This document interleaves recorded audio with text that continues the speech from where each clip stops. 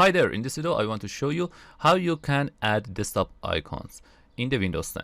For do that, right click on the desktop and after that click on the personalize, and then here click on the themes, and here click on the desktop icon settings, and here you can turn on this checkbox. For example, I need computer icons here.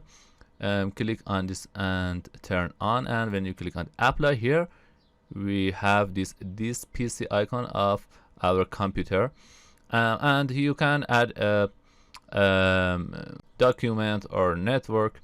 You can just click for example control panels, and just you can turn on this checkbox, and after that when you click on the apply, you can see it's apply this control panel to the desktop. Or if you don't need it, just turn off show off that, and then here click on apply, and we can see that now.